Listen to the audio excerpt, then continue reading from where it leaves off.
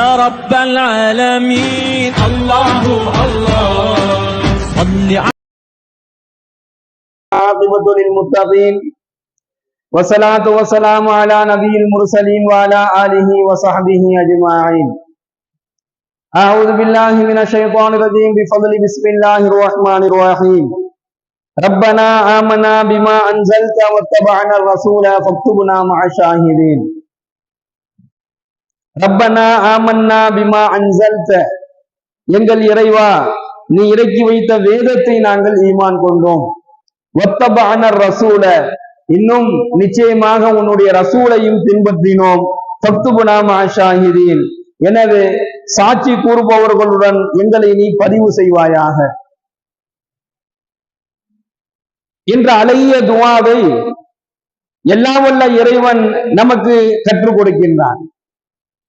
கண்ணியத்திற்குரிய அல்லாஹ்வின் நல்லடியார்களே, சகோதரர்களே, நபிகள் நாயகம் ஸல்லல்லாஹு அலைஹி வஸல்லம் அன்னவர்கள் அல்லாஹ்விடத்தில் எந்த ஒரு துஆவை அவர்கள் கேட்டாலும் அவர்களுடைய துஆவில் என்ன இருக்கும் என்று சொன்னால், யா அல்லாஹ், உன்னுடைய பொருத்தத்தையும் உன்னுடைய உதவியையும் நான் எல்லா நிலையிலையும் எனக்கு வேண்டும் என்பதாக ஸல்லல்லாஹு அலைஹி வஸல்லம் அன்னவர்கள் தன்னுடைய துஆவில கேட்பாங்க.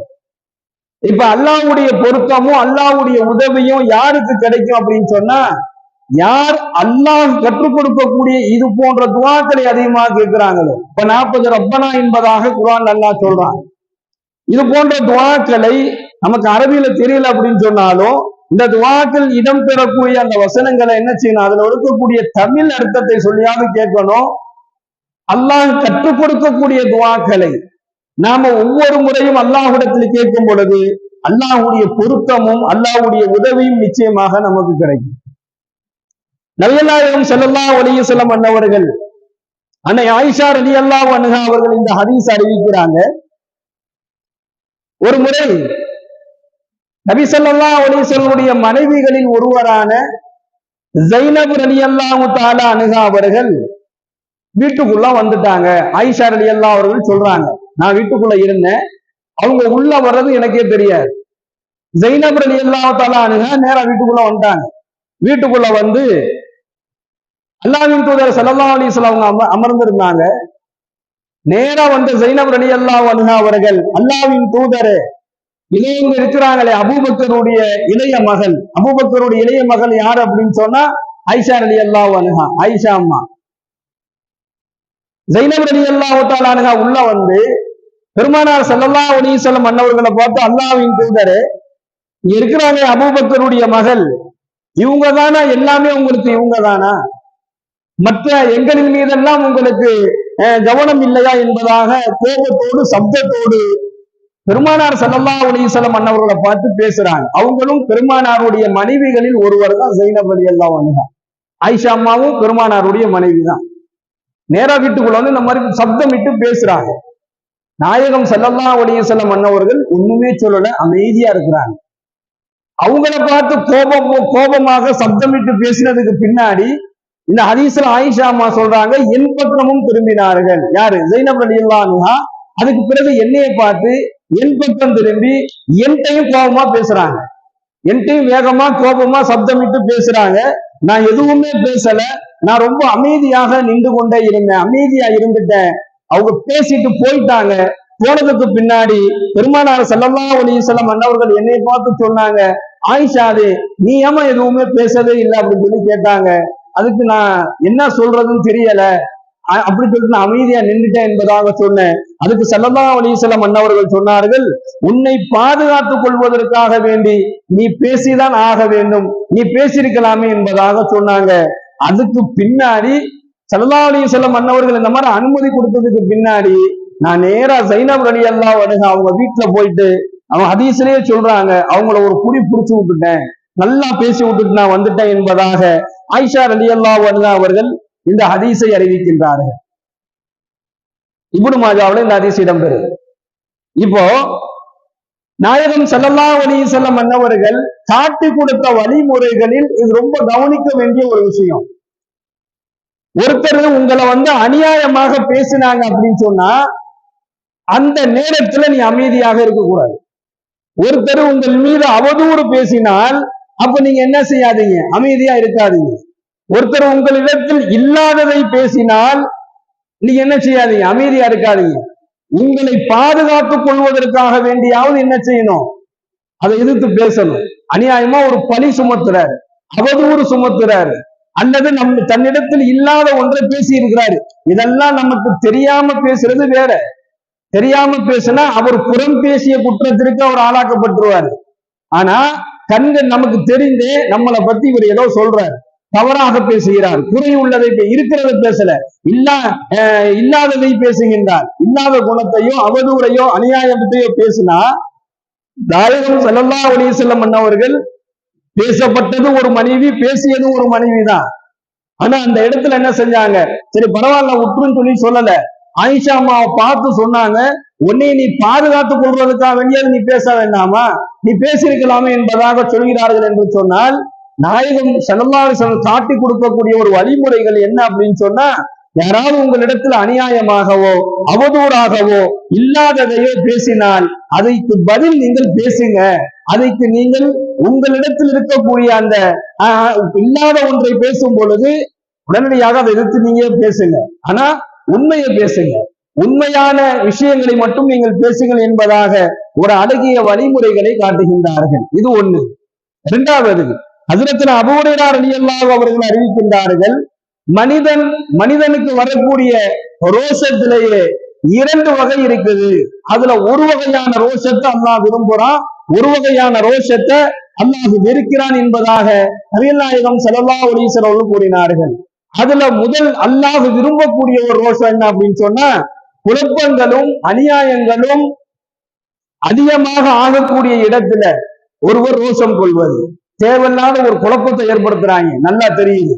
ஒரு அந்த யாரோ ஒரு 2-3 பேர் சேர்ந்து என்ன செய்யறாங்க, ஒரு குழப்பத்தை ஏற்படுத்துறாங்க.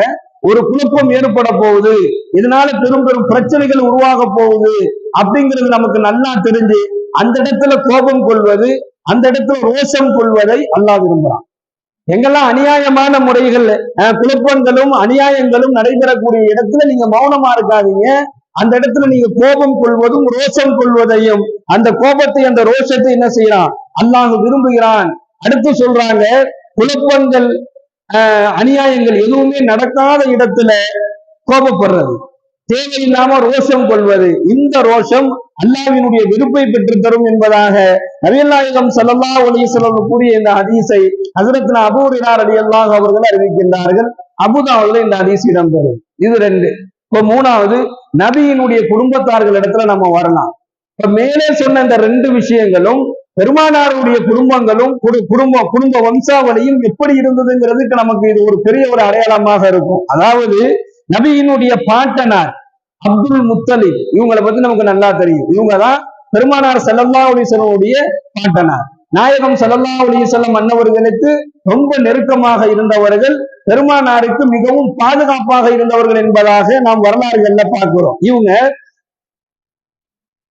அப்துல் முனாஃப் அவர்களுடைய மகன். இவங்களுக்கு இன்னொரு இயற்பெயர் என்ன அப்படின்னு சொன்னா, அப்துல் முனாஃபினுடைய மகன் ஹாஷிம் அப்படின்னு ஒருத்தர் இருந்தார். அப்துல் மனாஃப்ங்கிறவங்களும் பெருமானார் ஸல்லல்லாஹு அலைஹி வஸல்லம் அவர்களுக்கும் ஒரு பாட்டனார் தான். அவங்களுடைய மகன் ஹாஷிம் மக்களிடம் பெரும் மதிப்பை பெற்றவர்களாக அன்றைய காலகட்டத்திலேயே ஸல்லல்லாஹு அலைஹி வஸல்லம் குடும்பம் வாழ்ந்திருக்கு. எந்த அளவுக்கு அப்படின்னு சொன்னா, ஹஜ்ஜுக்கு வரக்கூடிய அந்த மக்களுக்கு தண்ணீர் கொடுப்பது, ஹஜ்ஜுக்கு வரக்கூடிய அந்த மக்களுக்கு உணவுகள் கொடுப்பது, அவங்களுடைய ஹஜ்ஜுக்கு வரக்கூடிய அந்த மக்களுக்காக வேண்டி, அந்த வெளியிலிருந்து வரக்கூடிய அந்த மக்களுக்காக வேண்டி உணவுகளை தயார் செய்து கொடுப்பது, இது போன்ற உன்னதமான வேலைகளை அன்றைய காலகட்டத்திலே யார் எடுத்திருந்தாங்க அப்படின்னு சொன்னா, நாயகம் ஸல்லல்லாஹு அலைஹி வஸல்லம் அந்த குடும்பங்கள் தான் இதை கையில எடுத்திருந்துச்சு. இன்னும் இந்த ஹாஷிம் அப்படிங்கிறவங்களை பத்தி வரலாறு சொல்லுகின்றது. என்னன்னு சொன்னா, அன்றைய காலகட்டத்திலாம் வெறும் ரொட்டி தான் சாப்பிடுவாங்க.